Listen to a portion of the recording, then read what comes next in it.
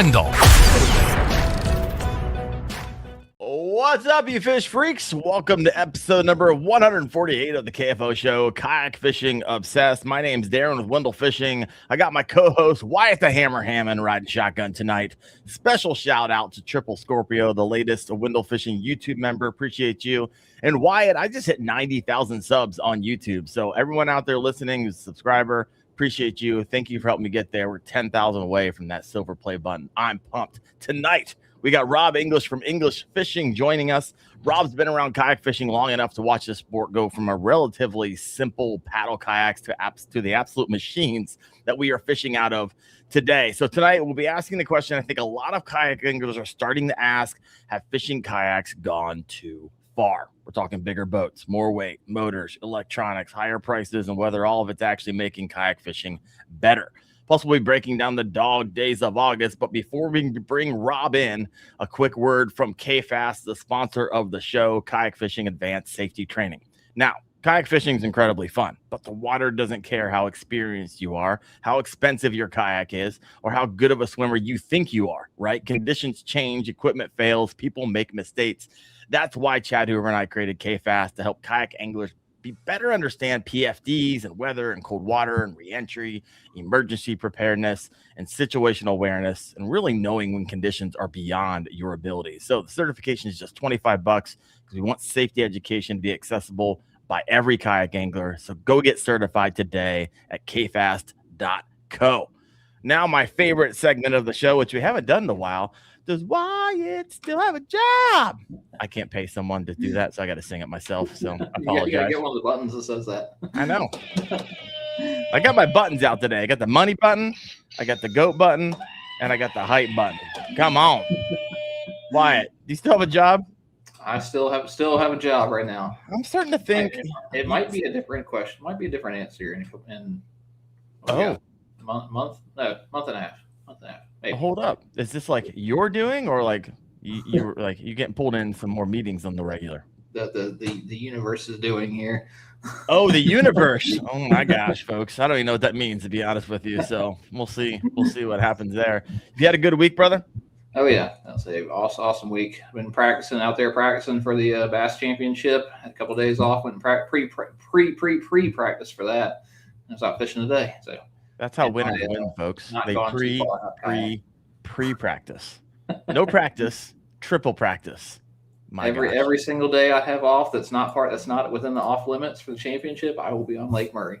You are an animal, and I look forward to just more red checks behind you. So if those of you listening in, Wyatt has a wall of checks and trophies. I got 6 or 7 broken rods behind me. That's what I got to show for you. All right. Well, Rob's over here waiting patiently, so I'm going to go ahead and bring him in. Mr. English, how you doing, brother? Good. How you doing? Can you hear me? I can hear you. Welcome okay. to the show. So how's everything going? It's going well. I have to say, I'm looking at your backdrop here, and I have seen it all over social media. It has gone viral in a lot of different posts. So for those of you who are listening in, this is like the most organized wall setup. He's even gone so far, like his rods have backlights to them. You might have even seen it online. It looks like he has 75 Daiwa boxes on the top up there. He's got a Daiwa shirt on. Bro, what was the inspiration behind this room? Everyone's a little jealous, including myself, because I just have a giant mess.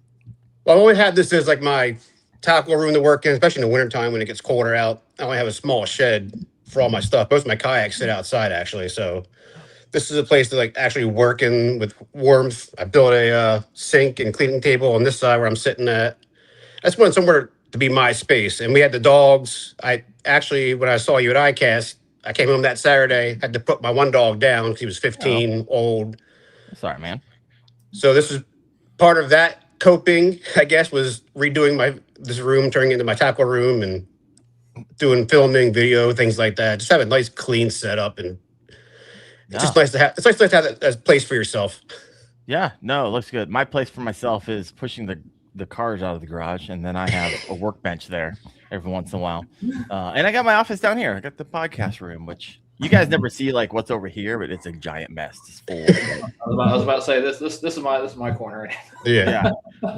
There you go. You've always got to have one good wall. Yeah, right. Now those posts are going crazy, like hundreds of thousands of views. Yeah, one of the things I've noticed a lot, especially with our stuff that we do, the kayak thing. Whenever I post something that's a little bit different or reaches more than just the kayak people, it really goes. Like any videos where you can try to get extra things that will reach past our viewers really seem to do really well. It was a few years back. I had found a blue call crab coming back from a trip. Oh, okay. The kayak at the launch, put it on top of my kayak, put the GoPro up, and let it sit there while I was loading up. Here it started molting. Oh, come on! I caught that whole thing on film, posted it. It's a company called Lad Bible. Oh yeah. Oh, they actually paid you for it. Yeah, they picked it up. I think I made $4 or $5 grand just from that one little video. It's crazy. It was millions and millions of views. It was insane. Yeah, that's the thing about as a content creator. Like I could catch my personal best, and a total of 100 people would like it. Yep. If I break my rod or fall out of my kayak, millions of people will love it. So it's like, my gosh, you always have to be like rolling and be willing to go through that, edit that stuff. So, congrats on that. I would imagine your Instagram followers kind of shot up a little bit with hundreds of thousands of views. Yeah, it definitely helps. It's nice to get like 1,700 new followers within a couple of weeks is nice. When it's stagnant for so long. I hear you. I hear you there. Now, for people who are listening, who don't know Rob English, who are you? How'd you get into kayak fishing, brother? So I started this journey about 13 years ago when I bought an old Hobie PA 14, which was a monster beast to try to lug around by yourself. I wanted to get something card top. Luckily, one of my friends was on the Hobie team. He left, went to Wilderness, wasn't that comfortable on the Wildernesses, so went back to Hobie. I took his spot, and from there, it's just been a whirlwind of different things going on through the years, between starting out as pro staff or ambassador, and then our pro staff, then content creator for Wilderness, up to managing the pro team now. Last year, I took over as social media manager and try to give some bring that less corporate feel and actually that real feel of real anglers fishing, and not using setup photos, but actually using the team, the guys that we have on our team that do great content and great photos, and sharing that and getting that more roots feeling to it. Yeah. Well, you show up on my feed all the time. You do a good job on their content as well. So good work there. I've always been interested in like pro staffs. I've always tried to personally avoid them. I don't see a lot of them, to be honest with you, that are ran really well. Either the company's not happy with the pro staff, or the pro staff pissed off at the company because they're not doing anything. Yeah. And I'm sure you probably see this as well. I'm sure yours is different though. I've been from day one. I've been pretty lucky between Wilderness is an amazing company as far as pro staff taking care of their guys, the deals they give, and working with Daiwa, getting on their Captain and Guides program, working with Yak Attack, Yak Power, guys like that.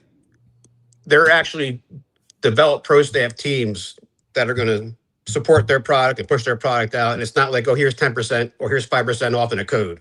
They actually take care of the guys, which is hard to find in this industry anymore because it's the way the things have going and marketing budgets and things like that. But there's still some out there. And for people that are trying to get into that, it's just do content, make content, and show what your value is to them, and then reach out to them.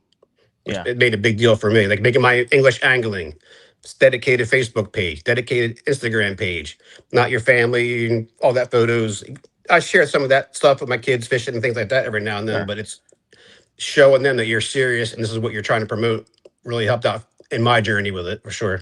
Yeah, 100%. Now there's a lot of anybody who goes fishing, hey, it'd be nice to get some sponsors, nice to kind of underwrite some of the expensive. Fishing's not getting cheap. Lures are getting expensive. Soft plastics are going through the roof. Kayaks are going, they're getting really insane. I got one kayak that's just like by the day and just keeps getting more and more expensive. And I almost like want it to be my tricked out kayaks, kind of fun getting there. I just put a 16-inch Garmin graph on my XTR. 16-inch. It's freaking awesome, guys. And so looking forward to like goofing around with that. And I got a Garmin Force getting ready to throw on there as well. And so they're going to integrate. It's going to be a good time. But a lot of guys are out there. I remember when I first started off, when I had like 5,000 subscribers, like, you know what? This is expensive. It'd be nice to get on a pro staff team. Outside of wilderness systems, would you actually even recommend it? Because here's the thing. I know a lot of pro staff teams. Like, I know a lot of frustrated pro staff members. Like, I'm on the team, and then the company goes around and sends other people on trips to do the promotions. And it's like, what in the world? I've been over here hustling. I might not have the reach that the girl that you chose. However, I'm the one that's been working my tail off, doing all the work. The brand. Yeah. So, that could be frustrating. Getting Definitely. a code can be frustrating. Not hearing from companies before. Would you even recommend it nowadays? If that's what you're going to do, but there's a difference too, because there's a lot of people that try to go that route. But like, in my case, I fish from January to January. It's nonstop. Like it's not just something you do once a month, once every few months. It's every few days a week out fishing, always making content, always being out there. Those, like, that stuff they see, but they go to like your Instagram page, they want to see just constant images being put up, videos being put up, but also stuff that looks good, looks decent. Like, luckily with me, I got a background in video production and photography, so it was a very easy transition with that. Yeah. No, I hear you. Wyatt, your thoughts? You're on a pro staff, obviously. Mr. Old Town over here. Old Town hat, Old Town shirt. Everyone, if you're listening in. At the end of the day, it's three letters. It's ROI. That's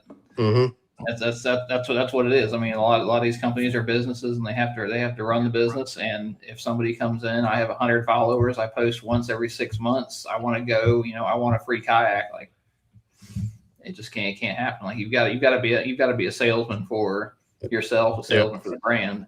And God bless. A lot of people probably like overestimate themselves as far as, I have 1,000 subscribers, I have 2,000 or whatever it is.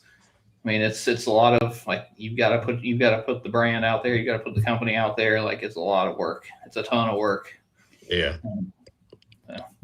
And all like with because like I said, besides wilderness, my full-time job is Spencer Gifts and Spirit Halloween. So all right. So I'm working in that marketing environment. I'm doing video production for all those animatronic videos that on the website. I shoot those. We have huge crews that go out and these haunted attractions, and you set up everything, do our backgrounds, doing 12, 14-hour shoots. Oh, wow. Yeah. It's a lot. That's 3 or 4 days in a time. Yeah, it's a lot trying to do that, and you're fishing and everything else. But on the marketing side, I can see that, understand all that, and that helps me when I'm working with other companies, is what they're trying to get as far as pushing their products out and how to shoot those, how to edit them, things like that, to get with Instagram. You guys know Instagram, like that 3-second hook. You got to have retention rates and all this stuff to get your videos and photos pushed. No, I hear you. The number one question that came to my mind is completely unrelated. It's more of, what are you going to be dressing up for Halloween if you have access to every single costume known to man? Well, if you ask my wife, she'll probably say nothing, because she's the Halloween person, and going on 21 years of working there, it's like, by the time Halloween comes, I'm ready to get over Halloween. And you guys are like working ahead. You guys are always we're always we're a couple years ahead at a time for each year. So it's just nonstop with our production teams. Like, everything's done in house with our Spencer's company. Like, we have designers. It's a huge company now. Yeah. When I started, it was like 300 people. Now there's a couple thousand. It's crazy. Wow. Well, congratulations. Seem to be doing doing well for yourself. And I don't know how you, with 12, 13-hour shoots, how you have time to get out in the water. But when you do get out in the water, what kind of water do you spend most of your time fishing in? Where you at? Let people know where you're at. I'm located about 10 minutes outside of Atlantic City. Okay. So you do it's mostly saltwater stuff. It's all saltwater, yeah. I'll do, well, in the wintertime, we go brackish water for white perch in our winter season. But pretty much from March 1st is striper season for us to December. So we get stripers, flounder, sheep's head's my favorite fish to catch. That's the one I go after the most. Oh, really? Big sheep's head.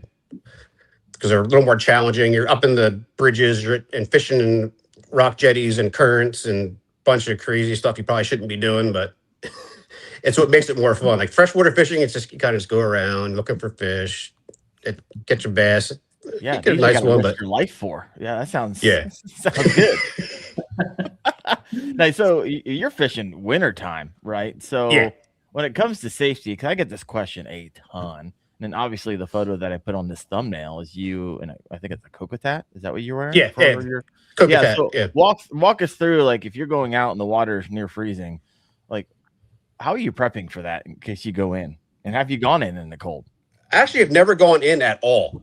Yeah. No, wait. I'm sorry. I went in once, and that was I'd won a tournament in Maryland, and first place for heaviest fish. I had like a 14-pound sheep's head, which is a monster. Oh, is it? Okay. So they sent me to Panama, to Los Buzos to fish with Robert for a week. I'm familiar.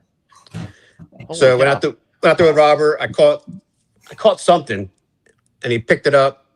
I was in a Hobie Outback, and apparently their seats don't sit all the way flush, I guess. So I went and turned a little bit, and the seat started moving up. I'm like, oh shit. I rolled right into the water on purpose. I'm like, I ain't going to mess around. I'm not going to screw around. I'm going to go right over it. All my gear on there, brand new stuff. Oh, yeah. And then, of course, Robert's like, oh, shit, maybe I should have waited to bleed that fish out because there's a hammerhead swimming around you right now. Oh, awesome. Yeah, that's the quickest re-entry known to man, folks. And, of course, I just sat there floating around till we got up in there. But as far as, like, the winter stuff, I mean, I'm fishing November, December. It's usually around 48 degrees, 30 degrees at nighttime for stripers on the bridges. Oh, you're not only fishing in cold water, you're fishing in the middle of the night. My gosh. All right. By myself. By yourself. Yeah. I mean, you're like, the risk profile on that is through the roof right now.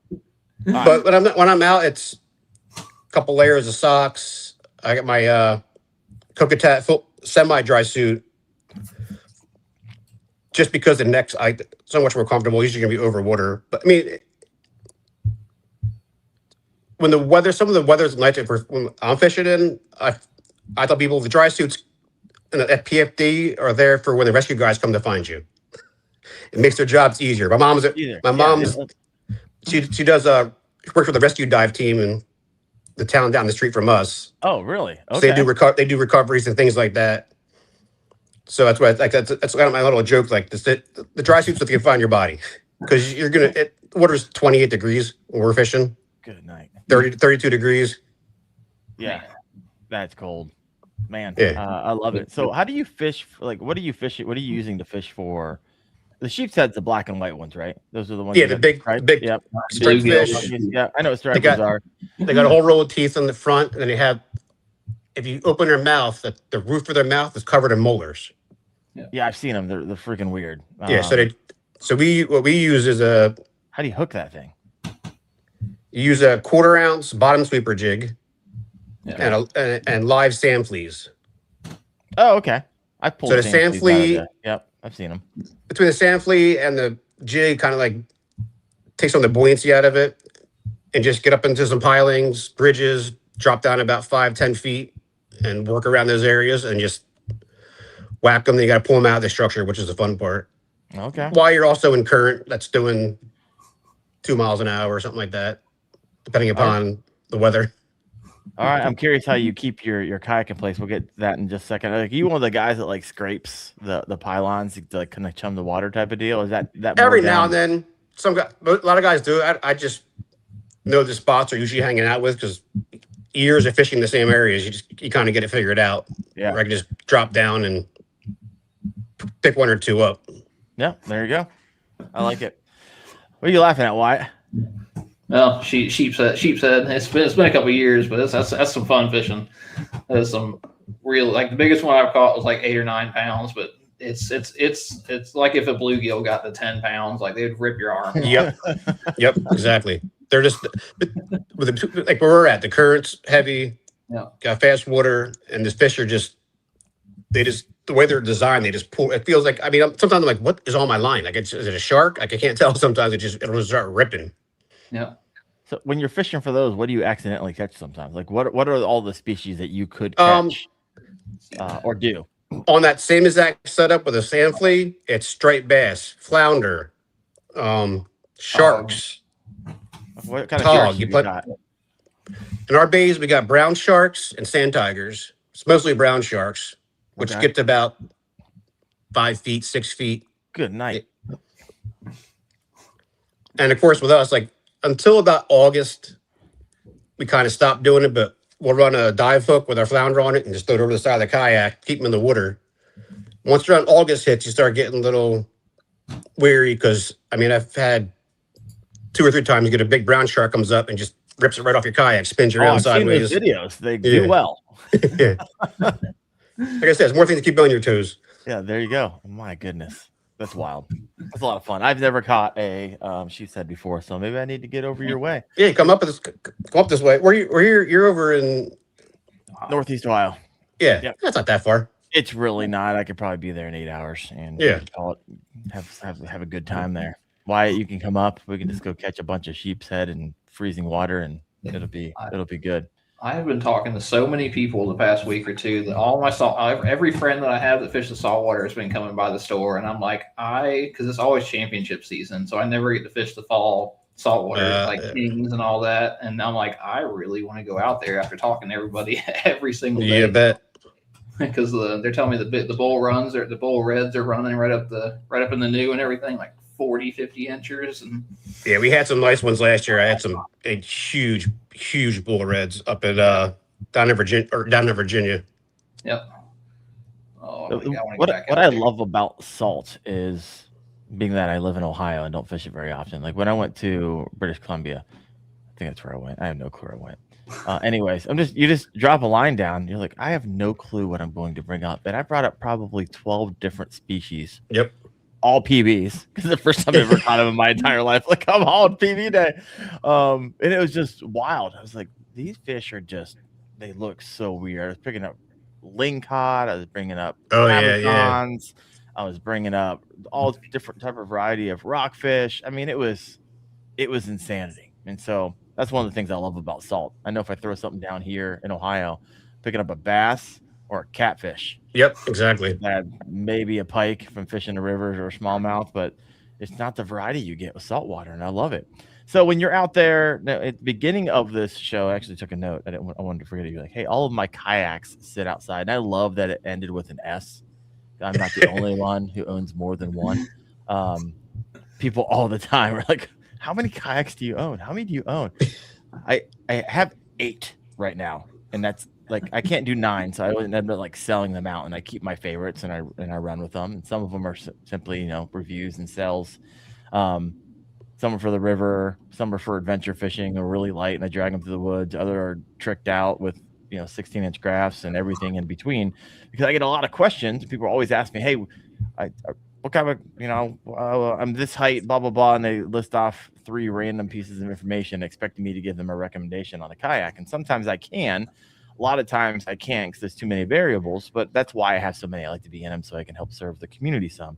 However, walk us through the kayaks that you have been in over the years and talk about them a little bit, right?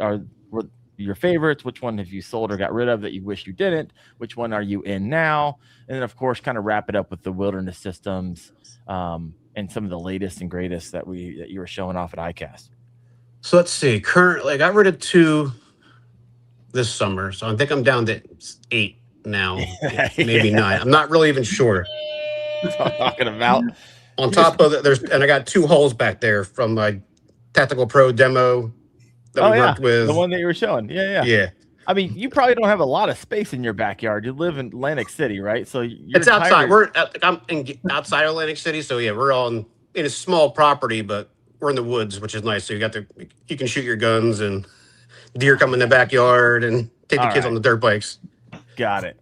8 kayaks. All right, walk me through it. I love this. But fellow collector. like when I first started, it was with the Wilderness Radar 135 because I wanted something that was like an Outback. I mean, a Pro Angler would have been at the time because they had the old Outbacks, which you kind of sat, they kind of like wrapped around you. I wanted a little flat deck, so I got the Radar 135, put the pedal drive in it. Then we came out with the Recon 120, and that's pretty my go-to for the last 6 or 7 years now. Oh, really? Yeah, that's my main workhorse. That's when I'm fishing the bridges, jetties, things like that, because it's the pedal drive, the bike pedal drive. Yep. So when you're fishing in these tight spots, you just pedal forward and pedal backwards. So you're with the older Hobie, you had little pull cord. You had to pull for for the drives. The new 360 drives like they have now, you can get away from that. But just the ease of one less thing to worry about. Just pedal forward, pedal backwards. When you're up in the pilings, like the eddies are always spinning you all over the place. And most of the times that we're fishing sheephead, so you want to be nose up. Like I have a one objective motor mount, bow mount for the front of my Recon. Yeah. Just for the fact that I can back it into the bridges and stuff without actually hitting the hull of the kayak. Got like it. Yeah, little barnacles and all that stuff, right? So yeah. Eating away at it. And you got to watch out because you're getting spun around. You're getting your up and down the boat wakes and stuff, and you can tear rods apart up in like catwalks and things. There's a lot going on while you're trying to catch a fish. You got 30-foot boats blasting by you with 3 outboards on the back, cigarette boats flying by. Meanwhile, then you catch one and they're pulling you into all this stuff. Yeah, exactly. There's a lot. I mean, I feel that way on the river, right? You're like, okay, I get one more cast in before I get pulled into this tree. And you're like, wait a second. If I actually catch this fish, I'm going to need more than the 3 seconds that I just gave myself. So you reel it in and there's manage a lot going on. Yeah, let alone other people who may or may not be paying attention and eddies and barnacles and kayak fishing is fun, but definitely know your limits. And you were obviously an experienced angler. Probably what you're doing is not for a beginner. Have you ever taken someone out? I've taken someone out once. You're like, hey, you took me out on an advanced day as a beginner. I was like, all right, fair enough. Like I actually had to I had to use my safety knife. The only time I ever had to use it and cut his anchor rope because it was caught on something and the wind was going so bad. So I pulled it out and cut him and he got free. Yeah. And, 2 years ago, I was doing guides throughout the weekends and stuff. And once I took over as social media manager, that took over that spot because guiding it's fun, but you're working with other people. And where we're at Atlantic City, you're fishing the inlet. It's not most days aren't for everybody, especially somebody that's not used to it or fishes freshwater, gets out there and it can. What seems normal to me, to somebody else would be like, what are you doing out here? Why are we even out here? Like, it's fine. It's fine. Yeah, the sheephead are right up there. Look. Yeah, they're right there. Just gotta go get them. Yeah. Saltwater. I stopped talking about saltwater. I'm going to become a saltwater fisherman. Oh, man. Come on, Wyatt. Come on. Well, for us, for saltwater, we've been getting a lot more tuna, bluefin tuna, close to the shore in August. So I'm going to try to go next weekend. The weather's good and go up north about an hour and see if we can look around some little tuna. They went and yelled at everybody in North Carolina because the guys were paddling off the Outer Banks and catching them, and then the Fish and Wildlife went and stopped them. Did they? Yeah. Why'd they stop them? Walk us It was something with the regulations about the fin fish or migratory fish were like I don't know what it was, but there were guys like catching 200 and 300 pound bluefin from their kayaks. I seen the one kid. I think he's in a pro angler that goes out there and does that. Yeah. I can only imagine just hooking up to a fish that large on a kayak and just going for a ride for an hour or two. As long as like for us, you need an HMS permit for tuna. So I would assume as long as you got your tuna permit, you can go fish for it. Like there shouldn't be any difference in the regulations as long as you pay for your permits. Yeah, no, it's wild. But yeah, Kayak that's my fishing's goal. wild. That's my goal. I want to get a tuna. That's one thing I haven't done yet. That sounds like a good time. So what are you running? Are you running the Recon 120 is like Recon that's 120, like my yep. workhorse. Oh, And you're still then- running it to this day. Yeah. Got it.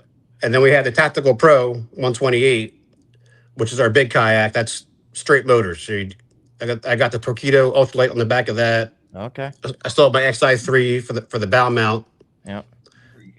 Then we have, everything's NEMA networked into the Lowrance, the Puck GPS, trolling motor, everything. So I can go on my Lowrance and just go do, make a route and hit go. And it'll follow that route for flounder, which is nice. Yeah, that's what I'm trying to do with the Garmin Force and the new Garmin I have. So basically make it one boat, yeah. type of stuff, yeah. And obviously, any company who's selling that stuff, they want to own the boat, anyways, right? Exactly. Garmin wants to own the boat. Lowrance wants to own the boat. Yeah.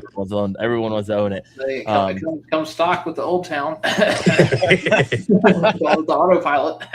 Interesting enough, today I was actually testing out the new retrofit EPDL for the first I saw that ever, and so was on that today, and it was interesting. Not going to give away kind of my thoughts on it. Got to edit that video, but first time on it. And so for those of you who don't know, obviously EPDL's been out for, the technology isn't new. What's new is that they're retrofitting it to a lot of the old, if not all of the old PDL drive systems. So you can basically just pull that out and put it in, no wiring, and you're good to go. So we will, I still got some thoughts left on it. Wyatt, what are your thoughts on it? Have you ever been in an EPDL? Oh yeah, I've got one. I'll have it out tomorrow. Oh, will you? All right. Yeah, I'm taking one of my buddies. He wants to with the BFL changes that happened on the boat side. He wants to get in the kayak world, so I'm gonna give him the EPDL, and we'll flip back and forth and let him ride my kayak. I'll give him the EPDL and just kind of get him into the kayak world. There you go. See where he fits. It's a nice buddy. So you see what he likes. See, I was like, it's only gonna be like $3,000, $4,000, $6,000, $7,000 to start. Yeah, it's fine. It's like mine cheaper than a boat. Yeah, right. Should have bought a kayak.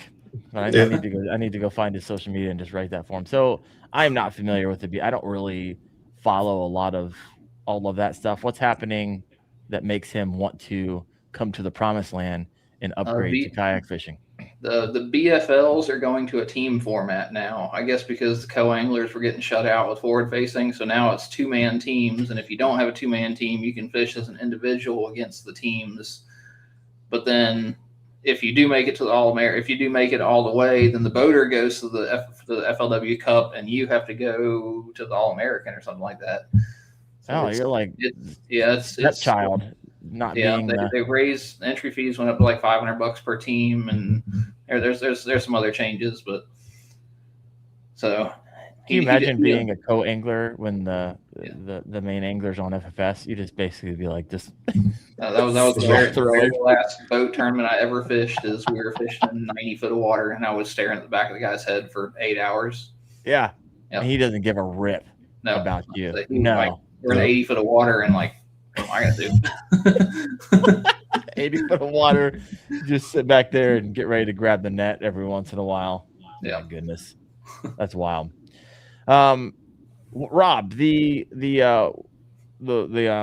big boat, what's it called again? The Tactical Pro. Yeah, the Tactical Pro. You guys made some recent updates to that. I was at ICAST. You walked me through them. What are some of them? Because I know some people had some thoughts, and what's the feedback that you received after you launched that boat? Didn't you guys actually won at ICAST? You won something. Yeah. Didn't you? Yeah. It was we first dropped it last year. Yep. And I said reception was great on it. Went out. They decided to make some changes in the flooring, give it a little more structure, get some more water shedding. My boat, never had any problems with it. Some guys seem like they're getting water coming over. I mean, I'm not sure if you're running a bow mount motor on that kayak without a stern mount and all your weight's up front, you're gonna get water all over the damn place, coming up over the bow, splashing in the stuff. Mm-hmm. So they're getting water coming in their hatches, which I've been doing this for 13 years. If you're coming into this and expecting a kayak to be dry, It's never going to happen. No matter what kayaks are kayaks, you're never going to have a dry kayak, whether it's a hatch, seal. I've not seen them. Maybe they're out there, but yeah. Well, I've only ever had one. So. Yeah. So like they just changes with the floor. Got rid of the double hatches, made one single hatch. You got a sturdy place to step, because when I'm fishing the Tactical Pro, I actually walk up on those two hatches and stand up there to sight cast. They're not made for that. You're just doing. Yeah, they're made for that. They actually have the ones that even with the model we still have, they have step pads on them just so you can step up there, do your sight cast, and that was the whole point of making that like catamaran style hole, so that your bow mount drops the front, and when it's kicking on and moving around, you don't get that twist that you do in a V hole. It's between the catamaran and like the little scoops in the front, it just digs in. Like I can run around with the spot lock and not have any worries about tipping over this way or tipping over that way, or when the anchor's on and it try to kick back in. Yeah, you don't get spot rocked. Yeah, I've seen my buddies that happen to every once in a while. So like I said, people were complaining at some issues they didn't like, so they made the changes, and hopefully everybody happy. Yeah, I mean, no one's ever going to be happy. So the Sure. answer to that's no, but more people a little more happy. All right, that's awesome. Anything new coming down the Wildy Systems pipeline that you'd probably be able to share, or probably not? Oh, I have to ask. I mean, we're working on a lot of new products for accessories and things like that. Working on getting some of the older models back together. We're working on changing out our seats to the Millennium seats, which you saw at ICAST. We put the Millennium seat in the Recon and the Tactical Pro. And some of the older models that we have, they're trying to retrofit and see if they can get to work with that to bring those guys back too. Yeah. Is it going to be swivel seats? Yep, swivel seats. All Millennium seats, swivel seats? I'm not sure if I'm not sure. Non-swivel. I think most of them are. Most of the ones that I've seen have been. Yeah.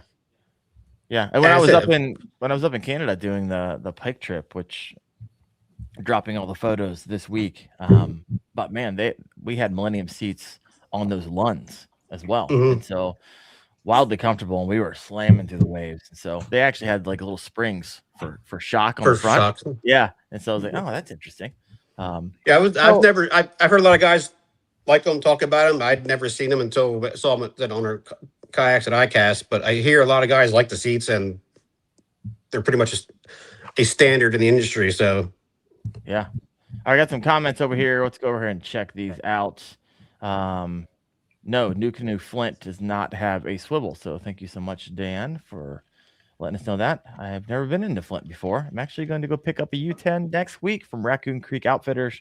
Looking forward to take that out in the river right afterwards. And Yak and Life said, really wanted a Tactical Pro, but can't seem to part with my Recon. What is a kayak that Wilderness System has that everyone's like, hey, why did you get rid of this? Why'd you stop making it? Please bring it back. A lot of the feedback I've been getting is that the radars and the attacks, especially with the river guys. The river guys like the attack 120, 140. Same with the radars. They're more narrower. The attack's kind of big to paddle. We can still paddle, but like the radar is real good for paddling. So I don't fish much rivers, but I can imagine you got a lot of stumps and low water you got to walk across. So you want something light you can carry and drag across those spots, I'm sure. Yeah. Oh, half the time the hardest part is getting to the river and then pulling it out of the river. So yeah, finding the spots and dragging them down. Reduction. Yep, 100%. So you've been in the business for a while. Wyatt as well. Let's get into it. The theme of the show, and this is, it's just opinion, right? I'm really curious. Have fishing kayaks, have we gone too far? Rob, what do you think? Because you've been doing I don't think so, because I love messing with stuff, see what I can do with it, what I can add on to it, doing wiring, rigging, things like that. Yeah. Like the Tactical Pro when it came out, I was like, what am I going to do with this thing? And I got in it, I'm like, this is what I needed this whole time.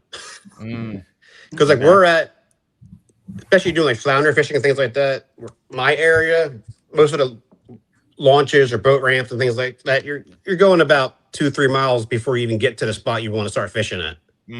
Okay. So you're pedaling 2 miles just to start, which is an extra half hour, 40 minutes added into your trip both ways. And wind, go out there, beautiful out, and then it turns into 20 miles an hour. So you're trying to pedal against the tide into the wind for another hour back to the spot you launched at. So like the bigger kayaks, for me, that had the great purpose of covering ground, trying to find new spots that you wouldn't normally go to. It's like, oh, should I waste my time doing this or doing that? And being able to spot lock, just going up to a spot and hitting boop, fish there for 10, 15 minutes, move to the next spot. Yeah. You know what? I've never had spot lock before. I think I'm close, and I know it's going to be awesome whenever I get it, but I've never had it before. So. It's absolutely amazing, especially like if I'm flounder fishing or just to be able to control where you're going, the speed, the current's going too fast. You just hit a couple times, and of course, I got a rod in one hand, I got the remote in the other hand going do, making little adjustments. But if you don't have that, you're just getting pushed wherever the wind's going to push you or the tide's going to push you. No, and the spot lock, and it's just be able to go to a spot and just stop and stay on that spot, drop bait, anything. Yeah, I'm wildly jealous of when I fish with people who have it. Trust me. And I was supposed to get a Tarova that just kind of fell through it, and I was never able to get that. Well, I lied. I do have spot lock. It's sitting upstairs. I haven't installed it yet. I got the Garmin Force Current. So, and now they, everyone was like, when it first came out, like, oh, I'm not quite sure about spot lock from the stern, but they just came out with an update where they have bow lock. So they basically rain manned it, and so you can actually bow lock that from the stern. So I look forward to testing that out. So that'll be the first. I look forward to. Yeah, I did see that too. I was interested to see how that works out. Yeah, how that actually holds up, or it seems like a lot of correction, but technology these days are kind of insane, especially Garmin. If anybody can figure it out, Garmin's going to figure it out. So got some comments over here. Dan Hale Fishing getting ready to mention would love to see the attack back for moving water or something with a little more rocker. Want to say anything about that, Rob? Like I said, they've been retrofitting and working on that. One of our guys, JC, was out testing one of our attacks in a tournament, and they put the seat in, and he said it worked great. So hopefully they progress with that and get those back. I know guys are looking for those attacks and radars again for the river guys especially. Yeah. And I paddled an attack 140 for a year and a half, and if somebody hadn't rear-ended me and cracked it in half, I'd probably still have that thing. Yeah. They're a great big sturdy boat. You have plenty of room. Wyatt, what about you? Have they gone too far? Has it gotten a little out of control? No, I love it. I'm the same way. Like you look at it like anything else. Like I'm not gonna watch somebody drive by in like a Raptor and be like, oh, that's terrible. That's too much truck. I'm like, no, I want that. It is wild to me as a content creator. Rob, you might see this as well. Wyatt, I know that you post some stuff from time to time, but just people's wild comments, like wild takes, like, oh, if you got to put it on the trailer, it's not a kayak anymore. It's like, interesting. It's a wild take. If you're not paddling, it's not a kayak anymore. It's cool story, bro. There's so many people who look at it from the outside looking in. If you're in it like we are, I'm with you, Rob. I love to tinker, right? I did a lot of DIY videos that kind of got the channel up off the ground when I was 5 years ago, and I still love to tinker with all that stuff. And so it's like, how can I make this little slice of heaven that I float in even better, right? And so that's gonna mean motors. I'm gonna upgrade my 9-inch graph to a 16-inch graph because I want to, and it's gonna be freaking awesome. You know what? I might need a vision because I want to play the game while I'm playing, while I'm fishing today. Why not? I mean, over the years you start building. I might want a swivel pod seat. That looks kind of neat. I might go try this out. All these things are wildly expensive, but when you're on the water 100, 125, 150 days a year, outside looking in, people are like, oh, it's a waste of money, more money than brains, which, by the way, I'll take any day. Brains. Yeah. Sign me up. Where's that crowd at? It's the whole like walking to work would suck, but riding a bike would be better. Driving would be even nicer, right? Yeah. You're gonna have to spend more money to do it, but it makes that experience a lot better. No, I hear you. Go buy. You can buy a bunch of. You can buy. I mean, if you want to do it, anybody can get into this with minimal money. You can buy marketplace, get a couple $100, get a kayak, start doing it. But when you're doing it all the time and you're trying to get the most out of each trip, Yeah. that's when you start getting shit like we do. Like it's just, it's just, you want to make that time more efficient, get to those spots, be able to fish those spots, count on your gear, everything's going to work. You can fish with $60 rod combos. Yep. Mine are more expensive, but I use them more than your average person does and beat the hell out of them in the saltwater. No. I always tell everybody, like, I'm working 5 days a week. I only get 2 days off to go fish, and whenever I use those 2 days, I want to enjoy the experience. I want to be able to go out there in my kayak. I want my kayak to work exactly the way I'm supposed to. I want my rods and reels to work the exact way that I need to do. I need everything to work because that time is all I get. Yep. No, I hear you. And sometimes I love going out in my tricked out kayak. Tomorrow morning, I'm waking up at 4 a.m., taking Sun Dolphin Aruba 10, and I'm dragging it through the woods. Yep. Because that, on the flip side, that thing was, I think it was free. I think if you buy one right now, it's like $250. You can go to Walmart and get one for get off the bank for $165, and it comes with a paddle. Come on, guys. There's really not a lot of like excuse out there for people like, oh, I can't afford it. Can't afford $165, and you really don't want to do it that bad. Because it might take you a few months to get that, and I get it. People have hard times, and I'm trying to be sensitive to that. But man, I love gonna go out there and just drag it through the woods. I'm gonna have the time of my freaking life. And people up here, they're always doing offshore charters. They're spending $2,000 to go out offshore for 8 hours to hopefully catch a tuna, or hopefully catch mahi or something nice. And maybe you will, maybe you won't. You're still spending that money. Yeah. When you guide, do you guide anymore? I haven't since the last 2 years. Yeah. Did you enjoy it, or it's just like, hey? I still like bringing people out. The most anxiety of it was it's just weather dependent, and said we're fishing. For when people go out with me, they want to catch sheephead. Yeah, and it's work. It's current. You got to worry about when the tires are coming in.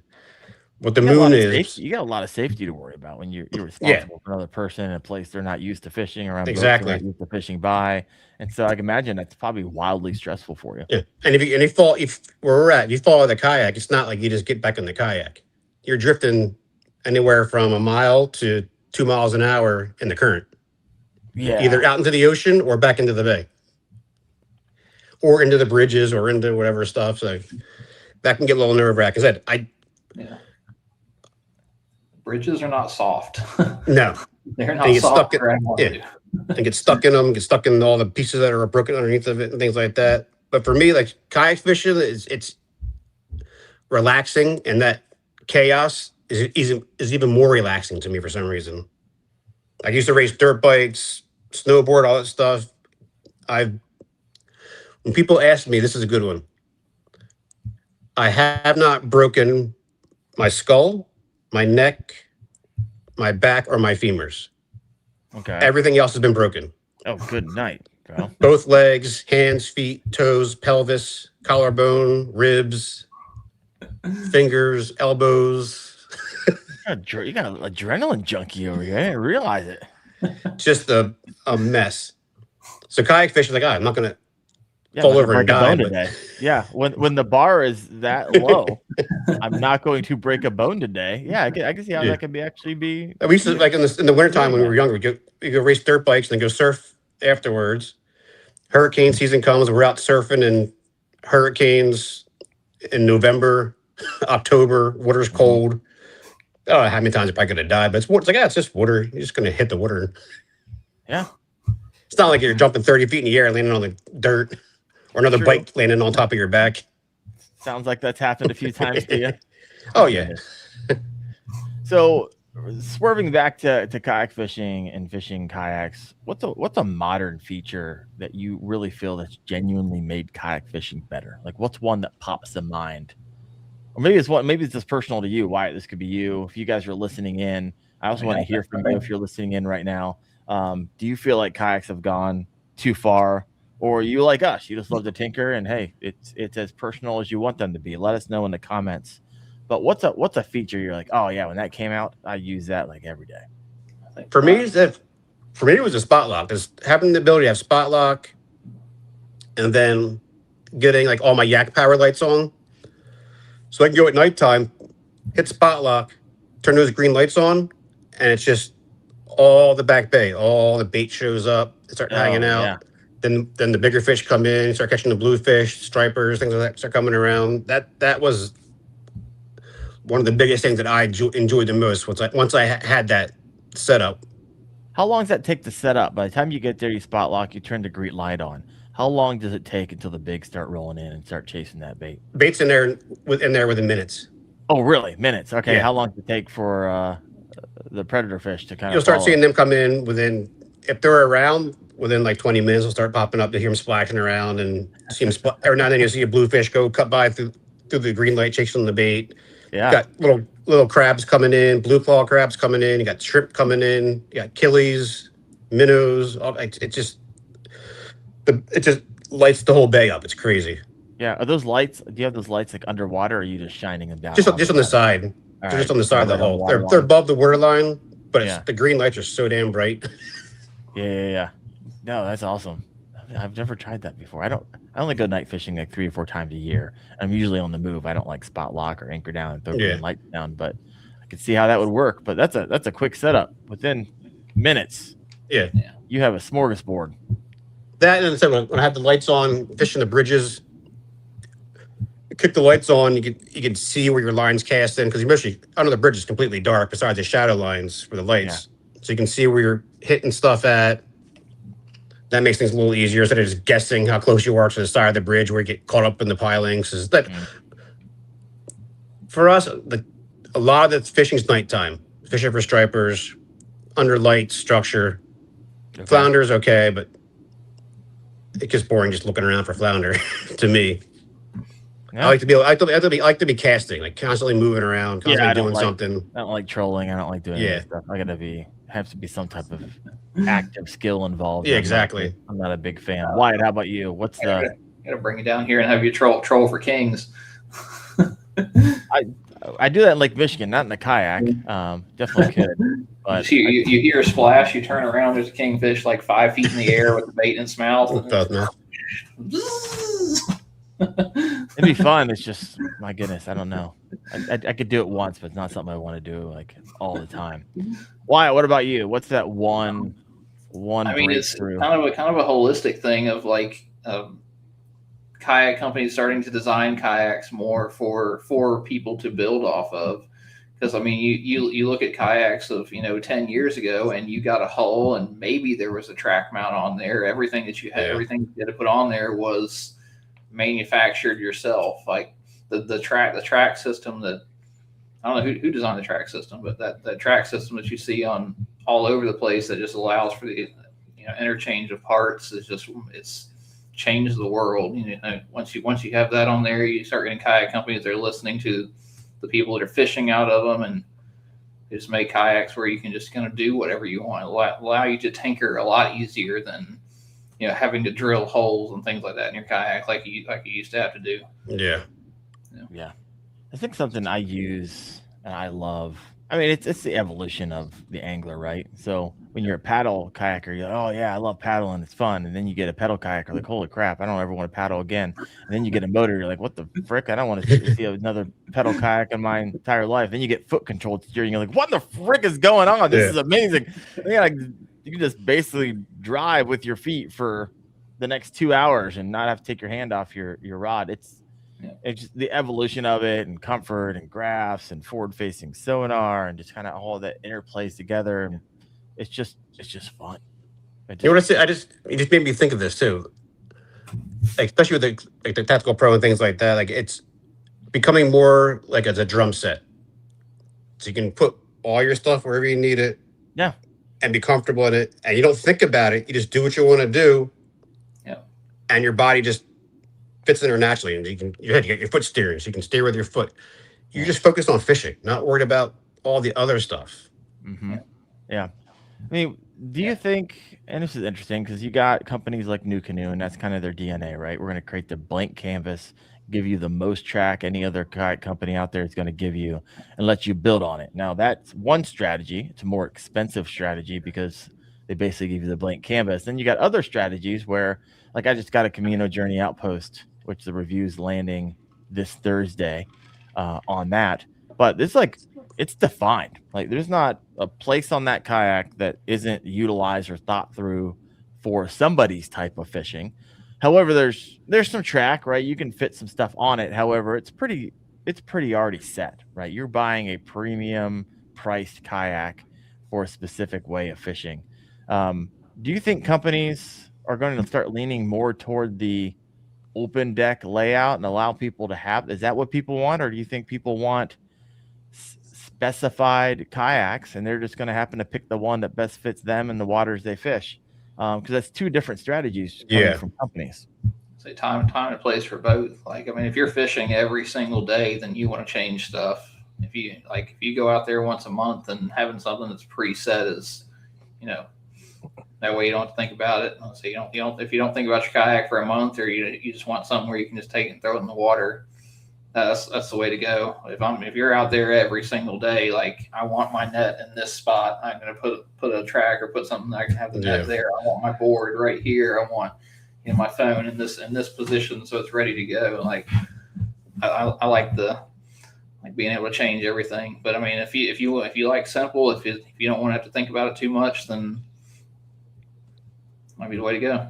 Yeah, Rob, how about you? That's why I have multiple kayaks. Like, to me, it's like a golf clubs. 100%. There's certain things you want to do. If I'm fishing the back bays, I want this certain setup. If I want to fish over here, this certain setup. So, like, a kayak, if I'm going to fish for perch, is completely different than going out stripper fishing. We're going out doing this. I want to have certain things where I can put them for that type of fishing I'm going to do. Not be stuck with one. I mean, some people, all they do is fish lakes. So you have certain amount of fish, like I said, bass or catfish. Yep. Your local, so you're just set up just for that all the time. So that's easier to have that one set up, and there you go. Yep. Or if you're doing multiple things, current, rocks, jetties, back bays, like, there's certain things that fit in those things that make things easier to fish those. For me, at least. It's wild to me. Like, they are like golf clubs, just really, really, really expensive golf clubs. And people are like, I get this everyone like, why do you own 8 kayaks? It's like, because I don't have room for 9. It's really simple. The same, like, why do you carry 8 rods and reels? Because I don't have another tether tube back there. There's only one reason. I just love the gear. I also love simplicity. I'm only taking like 2 rods with me tomorrow. Sometimes it just depends on what you're fishing, what you're doing, fishing, what you're doing. Sometimes I might have 8 rods, but 3 of them are 3 different types of chatterbaits. And if one of my systems go down, I don't want to have to sit there for 15 minutes and dig out the rat nest or whatever it is. All right. Same with me. Yeah. Sometimes like, guys go, you have enough rods on there? I'm like, no. I mean, I got more I could put on there if I want to, but these 8 are good for right now. Yeah. Like, you kayak guy, the guy come up to me, you kayak guys, why do you have so many on? And that's always my response. And they always kind of walk away a little grumbly. I'm going to flip the switch here. I got a different question for you. What's a feature or trend do you think maybe companies or that you've seen that you're like, we really don't need this? No one asked for this. Why did you create this? You don't have to name the company. It's kind of name. I'm trying to think of anything I've seen that's like the hill I'll die on is rod holders. They're everywhere. I hate putting my rods in a rod tube and it's full of water. To just sit there and soak the cork in for 8 hours. Like, I don't. Yeah. I'll put a tube on there or something. Right. I don't need rod holders in the kayak. It takes up track space. It takes up space. You've got to have a flat spot on the boat that big in order to put a rod holder on there, and that could be used for so much other stuff. Something else. Yeah, and a lot of time, that's where, if you wonder why you got water inside your kayak, a lot of times that is the culprit. Yes. Right? It's the rod holder. You're looking around for this crack in your kayak, and what you don't realize that it's just leaking in from your rod holder, and there's a crack in there, or it's not sealed correctly, and that's your culprit. So if you got a little bit of water, I'd check that first. Because some of these things, my goodness, on the Camino Journey Outpost, there was 4 4 rod holders out the back, and they were angled. I was on my Old Town PDL Sportsman Pro today. It had 2. Would you like them, Wyatt, if they were like, if they somehow drained out the side? Because I could see molding those. No, he's like, no, I don't want them at all. Yeah, I you mean, can probably at the do that. day, you I've could. got the Attack rod holders on there. Yeah, once you got a tether tube, you're like, okay, that's usually just fits the bill if you're going to be carrying a lot of them. Yeah. All right. That's one of the first things, like with our with the recons that we have. That's one of the first things I do when I get them. Drill a hole in the back and put in flush mount rod tubes that we sell from Pelican to put in the back. And the only reason they're back there is that's where I put my net at. Oh, there you go. There you go. Anything else or feature or trend, Rob? I don't think you've answered this yet. Yeah, I can't. There's nothing that I saw that just didn't seem like that's stood out to me being as something that's like, what the hell is that for? Because pretty much most stuff's coming out is for some kind of purpose. It's just whether or not it actually ends up lasting or holding, especially with maybe saltwater. Saltwater will test any equipment out there as saltwater. Yeah. Destroys everything. No, I hear you. I mean, I literally doing the reviews on the PDL and the EPDL. This was rated for saltwater, but I've never actually had it in it. People are like, "Are you gonna take that in salt?" It's like, I live in Ohio, folks. I live in Ohio, and this is what I'm finding with a lot of these kayaks. Like, So yes. what happens is that companies send them to me, and I promise them a review and retreat. It's a trade, right? I tell them I'm not promising you a favorable review. In fact, watch the one that's going to drop this Thursday. It's not wildly favorable. It's just truthful. And I've had companies kind of get a little frustrated and upset with me. I have companies that won't work with me anymore. And I have some who are like, hey, you're just going to get a room for improvement section anytime I do a review. You don't make the perfect kayak. And a lot of times it's like, it doesn't even look like you even talked to any anglers. Sounds like you made a lot of decisions in a boardroom somewhere and thought this was good, or talked to dealers. You never actually talked to fishermen. And it's very clear to me that you didn't. But what I'm finding is that companies are sending me more kayaks on the regular, and it's broadening my, like, a lot of these kayaks are small use cases. Like, holy cow, like you created a very expensive kayak and technology for a very small use case, like a niche within a niche within a niche. And I was like, how in the world are these companies making money?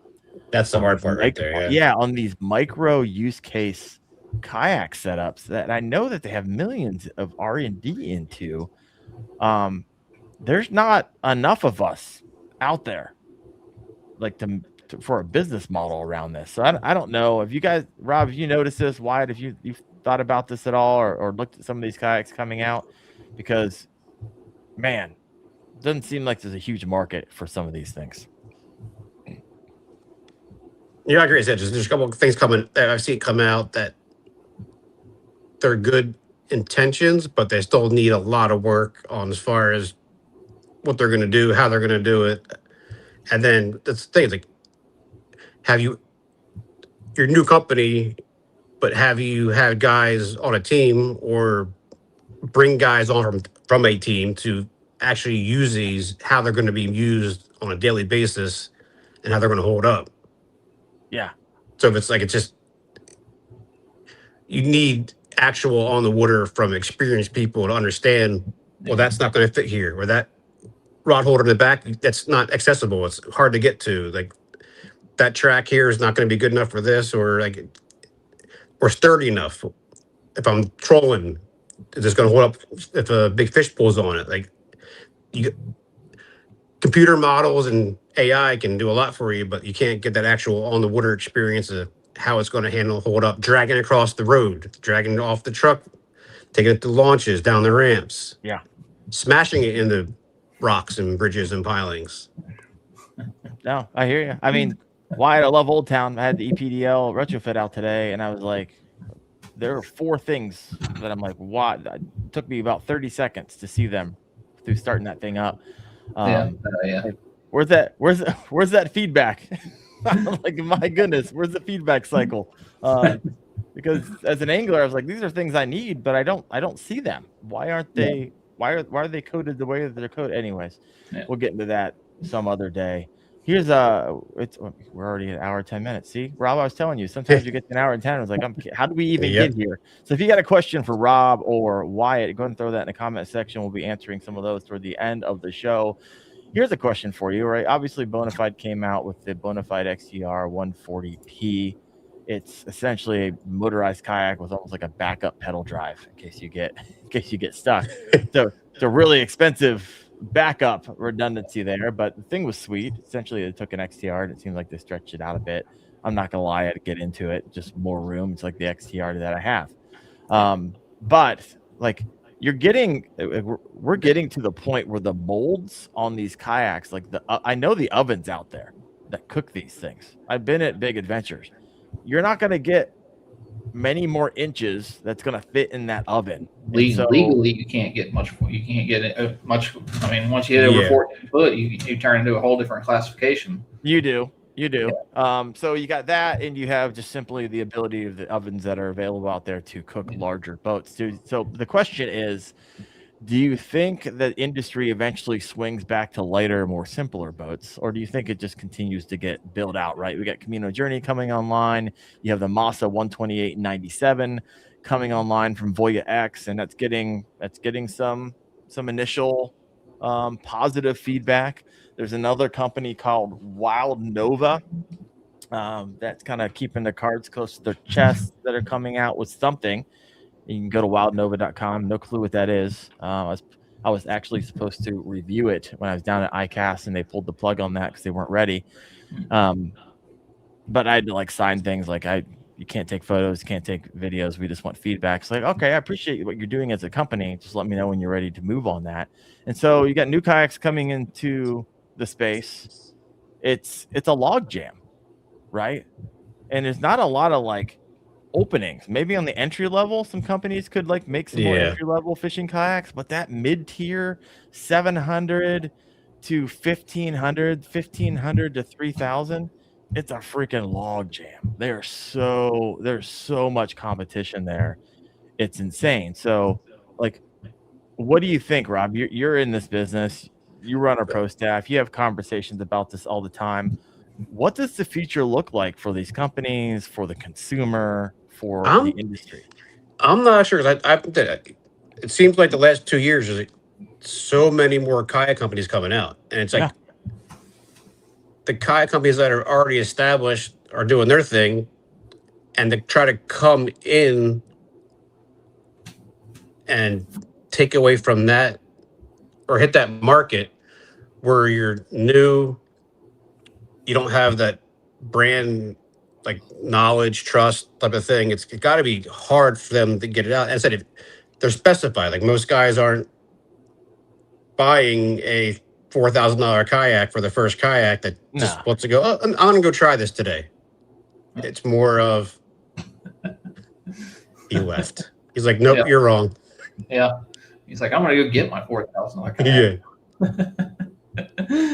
Welcome back. I heard some weird button on the side of my mouse, and it's like what you did the whole time. I accidentally bumped it. All right, sorry, Rob, keep going. But I get it's I'm amazed to see the amount of companies coming out with new product to try. It feels good to me that there's that much of a market for what we're doing. Yeah.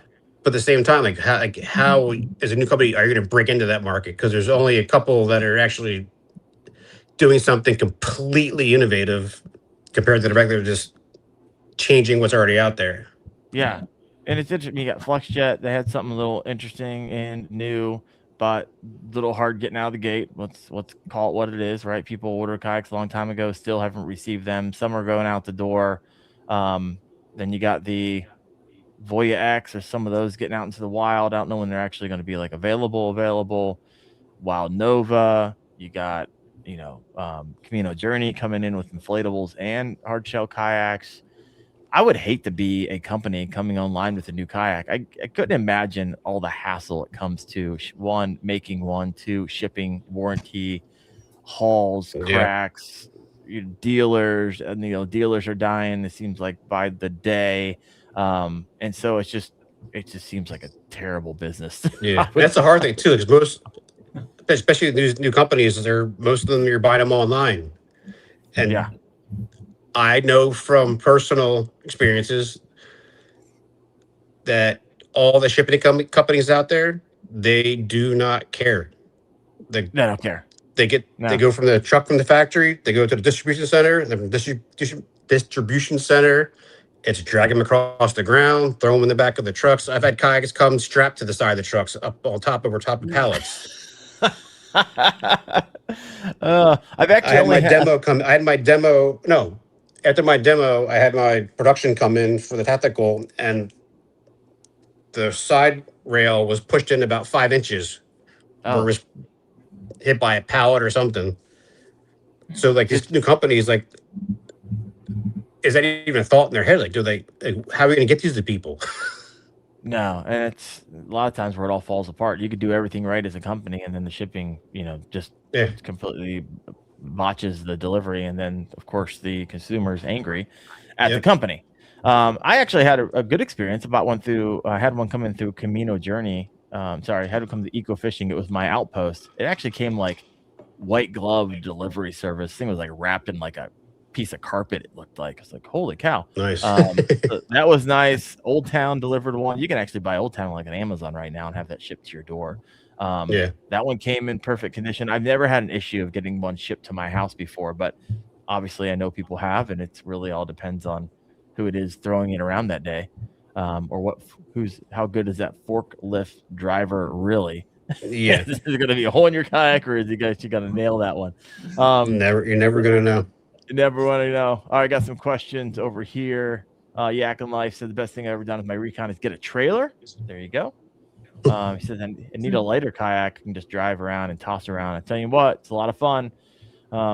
I'm actually just looking forward to tomorrow pulling up my truck, throwing my Sun Dolphin Aruba 10 out, throwing a rod in and going, and not having to be at the ramp for 10 minutes, like rigging it up and ringing up my cameras and doing this and doing that. So looking forward to that. All right, last question for you guys. It's our 115 here. We got 50 live. If you haven't not yet done so, please hit the like button. I don't ask people to do this very often, but if you haven't rated the show, if you're listening on Spotify, head over there, give it a rating. Hopefully 5-star rating. You're getting some value out of this. I'm assuming that if you're at 1 hour and 15 minutes, you actually got some value. So help me out there. Last question. If you could design your perfect fishing kayak tomorrow with no manufacturer telling you what it needed to have, visualize for the listener, what would that look like? Or maybe it's a kayak that you're like, okay, I like this kayak. However, I would change these 3 things. And it would be perfect. All right. I've thought about this and I've tried figuring it out a little bit and gave up. With my Tactical Pro, I think if I had the right time and experience, I could get a jet ski motor in the back of that thing. Oh, okay. That's what I would want. A little Sea-Doo motor in the back of that thing, so I can run offshore. Not like a flux jet motor. You're talking about like a straight. No, like a Sea-Doo, a little Sea-Doo, like one of the little Sea-Doo Scout motors. Or I'm sure you've seen the Kayaks Brazil ones where they put gas motors on them. Yeah, something like that. But you're saying little inboard jet ski motor right in the back of that hole. Okay, I like it. Holds 800 pounds. So if you just is it 800 get the gas tank up front? Yeah, I think the Tactical Pro is like 700. Okay, yeah. So you put the motor in the back, little gas tank in the front, run out 5-6 miles and 20 minutes, I'll be happy. That sounds actually amazing. I'd love to get one of those kayaks have motors on them and just cruise. Now, granted, I could put a motor on my XTR or I had the Olympic Max and probably go 15 miles an hour, but I like it. All right, Wyatt, what about you, brother? Oh, it would be similar to the 136 I've got now. I'd like to see. I don't know if it could be done, but a tunnel hole system or similar to the TAC Pro system with the pod mounted motor in the middle of it. Something like put an 80 on there. Yeah, just kind of like that twin pontoon style with the tunnel hole, 80 pound thrust in the middle. I'd like some big flat spots next to me to have gear tracks and things. Gear tracks are just storage. Don't need a huge back. Probably and rod holders. With the what? Extra rod holders. I only bring 4. I only bring 4 rods any time anyway. I don't need a bunch. I like it.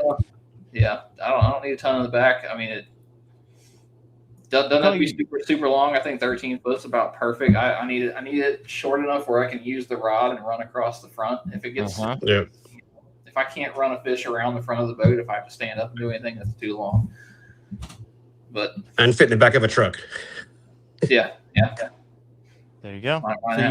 You trailer it all, Rob? I trailer the Tactical Pro because it's the way the hole's set up. It doesn't just sit flat, so it's easier. I mean, also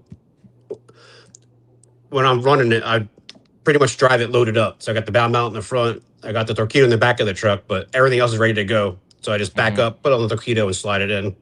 Yeah, I like it. So it's a lot easier. And in the wintertime, when I'm fishing that, and you're standing in that 32-degree water, it's easier to back the trailer up and just run up onto the trailer with it. Yep. Because even that, you're there.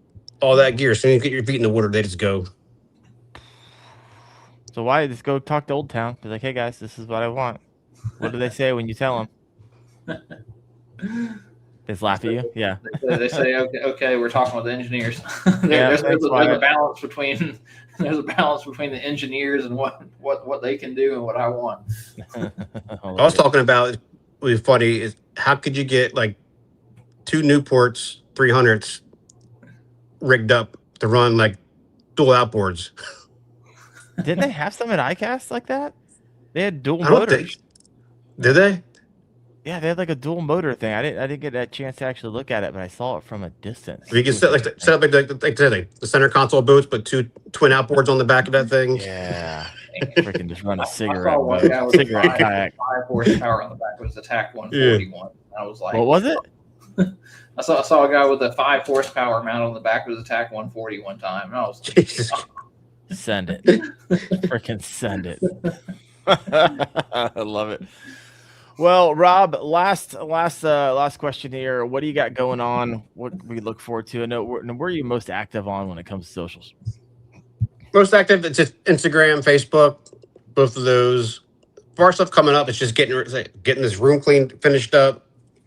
I'm actually working with a couple companies trying to get them to do some their slat wall, because the stuff I made back here, all the dark wood, looks great, but it's a lot of work. Okay. Cutting down 4x8 sheets of plywood, cut those into 4-inch strips, cutting those into 2-inch strips on a 45-degree angle, sanding them all down. Oh, you like DIY'd your slats? Crazy. Yeah, all the dark wood in the back, that's all 4x8 sanded plywood. So I cut it down the strips, 45-degree angle, so all your little shelves complete, and just you can move them all over the place wherever you want them. You're an animal. I thought it'd be a fun project, and I started. I'm like, shit, now I got to finish this. Yeah, that's no longer a fun project. Yeah. Wyatt, how about you? What do you got? What do we got looking forward to? Those following you, where do they find you? Wham Fishing, Instagram, YouTube, Facebook. Yeah. Wham Fishing. When's the last time you kicked out a YouTube video? It's been a minute. It's been a minute. It's been since the spring, because I can't actually run a GoPro, and it was 117 the other day whenever I was out. So yeah, GoPro's gonna fry at like 85. That's because GoPros suck. That's why they fried 85. Only if you don't use them right. You gotta set them up right. They're terrible. DJI all the way. We can have this conversation later. I just think they're terrible. I've tried setting them up left, right, up, and down. At least you get to 100. I don't run mine with DJI. My GoPro, I don't run them with batteries in them, so it takes all the heat out of it. Yeah, open them up on the side, and they always just turn off for no reason. Then they repair files for the next 30 minutes. It's so freaking irritating. Repairing file. All right, I'm off track here. I actually had someone earlier in the show like, "Hey, Daren, I can fix that glitch of your camera that's been probably driving people nuts all tonight. If you are still listening, please reach out to me, because I have tried troubleshooting this. I've reached out to StreamYard ever since I got this new Apple iMac Mini. And when I plugged it in, it started glitching. And it doesn't just do it on StreamYard. It does it on everything else. Do you know what it is, Wyatt? No. The Who is it? There it is. Water cooled is best. There's a reason I had 5 and now I have 2. Yeah, I have a couple at the bottom of the lake. I know exactly where they are too. They are gone. They've been there a couple of years now. All right, folks. Well, Rob, appreciate you. Really do. Thanks. Thank you for coming on the show, sharing a little bit. Had a lot of fun tonight. Wyatt, appreciate you as well. And I don't have a guest next week, but we're going to have a show. I'll find a guest for us. So if you have an idea or someone you're like, hey, Wendell, go ask this person. I'd love to hear what they have to say. I've had some really great guests on the show because of that. So reach out to me. You can just DM me or go find my email on the YouTubes. But you guys have a fantastic week. Hopefully slay some big ones. And we'll see you next Tuesday night at 8:30 p.m. Eastern on the Kayak Fishing Obsessed podcast. You guys have a good one.